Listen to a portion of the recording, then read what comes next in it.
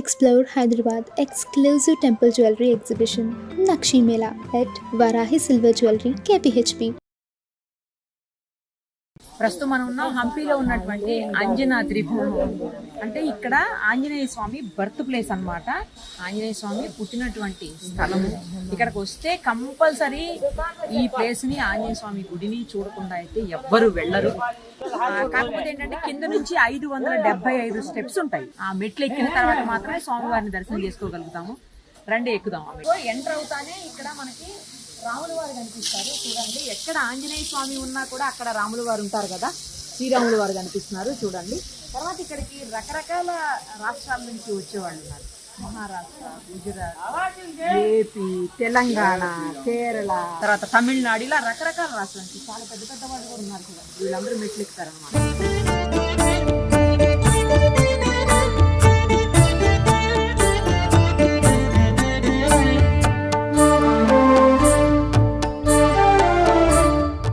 ఇక్కడికి 300 steps complete అయ్యాయి. కొండని తొలిచారనమాట. అది స్టెప్స్గా, చాలా పెద్ద కొండ, దాన్ని స్టెప్స్గా మలిచారు. ఇప్పుడు ఒక 300 అయినాయి, ఇంకా 275 ఉన్నాయి.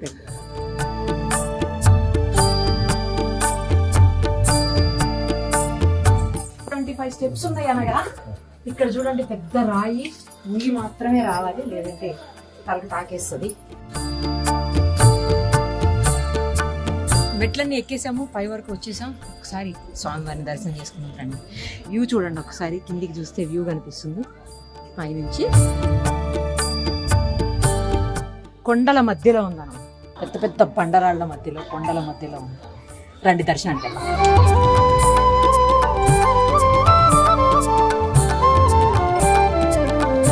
కొబ్బరికాయ సమర్పించాలనుకుంటా స్వామివారికి. అది చూడండి, కొబ్బరికాయలు కొట్టే ప్లేస్ అనమాట ఇది. ధ్వజస్తంభం, రాతితో చేసినటువంటి ధ్వజస్తంభం, ఏకశిల ధ్వజస్తంభం అనమాట. పెద్ద హైట్ లేదు కానీ చాలా స్ట్రాంగ్ గా ఉంది. చూడండి, ఇలా వెళ్ళాలి లోపలికి దర్శనానికి.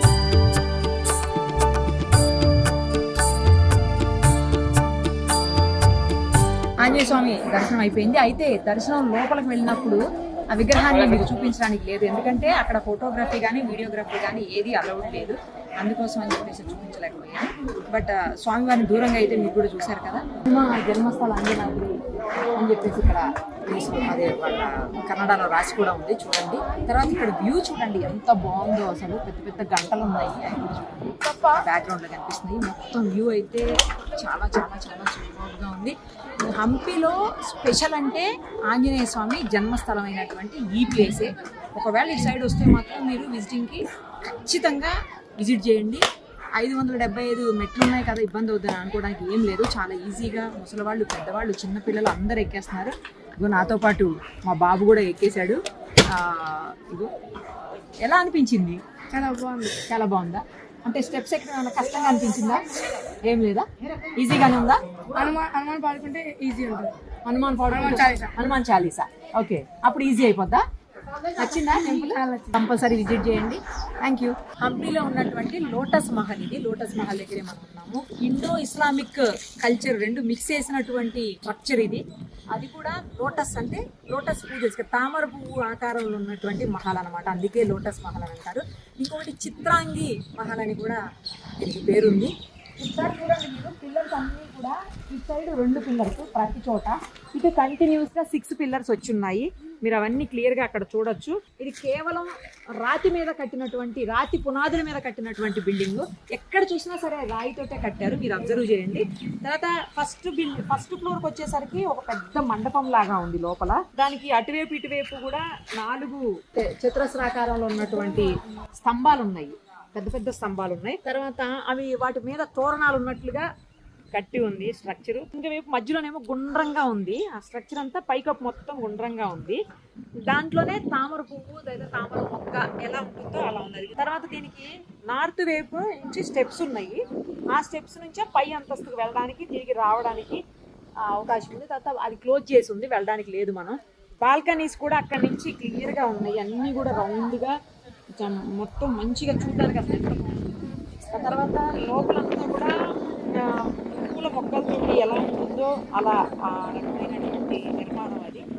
తర్వాత ఇది సూపర్ స్ట్రక్చర్ అని చెప్పొచ్చు. ఎందుకంటే పిరమిడ్ ఆకారపు గోపురాలు కలిగి ఉంది. పిరమిడ్ ఎలా ఉంటుందో అలాంటి గోపురాలు అనమాట అన్ని కూడా. మొదటి అంతస్తు పైభాగం మీద పై అంతస్తు కంటే కూడా ఎక్కువగా అలంకరించారు. చాలా బాగుంది అది. ఇక్కడ ఒక వెల్ కనిపిస్తుంది, బావి, అప్పట్లో ఉన్నటువంటి బావి అనమాట. పూర్తిగా కంప్లీట్ గా కింద నుంచి అంటే స్ట్రక్చర్ మొత్తం రాతి మీదనే కట్టడం వల్ల, అంటే ఏదైతే పునాది ఉంటుందో అదంతా కూడా రాతి కట్టడం అవటం వల్లనే లోపల అంతర్గతంగా కూడా మొత్తం ఎక్కడా వేరే మెటీరియల్ వాడకుండా రాతితోటే వాడారు కనుక ఇది చల్లగా ఉంటుంది. ఏసీ లేకపోయినా కూడా ఏసీ ఉన్నట్టే అంత కూల్గా ఉంటుందని చెప్తున్నారు. స్ట్రక్చర్ పాడవుతుంది, కొంచెం శిథిలావస్థకు చేరుకోవటం వల్ల అలో చెయ్యట్లేదు పైన వరకు అంతా. లోపల ఇంతకుముందు అయితే లోపల స్టెప్స్ ఎక్కి అవకాశం ఉంటుంది, ఇప్పుడు అది కూడా లేదు, కంట్రోల్ చేసేసారు కింద. ఆర్కియాలజీ డిపార్ట్మెంట్ హ్యాండ్ ఓవర్లోకి వెళ్ళిపోయిన తర్వాత అన్ని జాగ్రత్తలు తీసుకుంటున్నారు. ఎందుకంటే మన ఓల్డ్ మాన్యుమెంట్స్ అన్నింటినీ కాపాడాల్సిన బాధ్యత వాళ్ళకు ఉంటుంది కాబట్టి, తరతరాలకి అందించాల్సినటువంటి అవసరం ఉంటుంది కాబట్టి ఇలాంటి జాగ్రత్తలు తీసుకుంటా ఉన్నారు.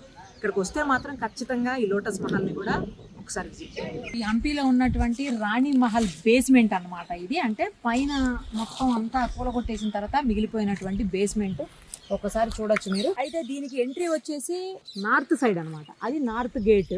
ఆ గేట్ లో నుంచి ఎంట్రీ ఉంటుంది ఈ మహల్లోకి, రాణి మహల్లోకి. ఇదిగో ఇక్కడ ఏనుగులు, 2 ఏనుగుల మధ్యలో నుంచి స్టెప్స్ నుంచి పైకి ఎదగడం. ఇది 3 స్టైర్స్ ఉన్నటువంటి బిల్డింగ్ గా మనకి ఇక్కడ ఉన్నటువంటి శిథిలాలను బట్టి మనకు అర్థమవుతుంది. 1 2 3 స్టెప్స్ వైజ్ ఉన్నటువంటి బిల్డింగ్ ఈ మహల్ ఇక్కడ ఉండేది మధ్యలో.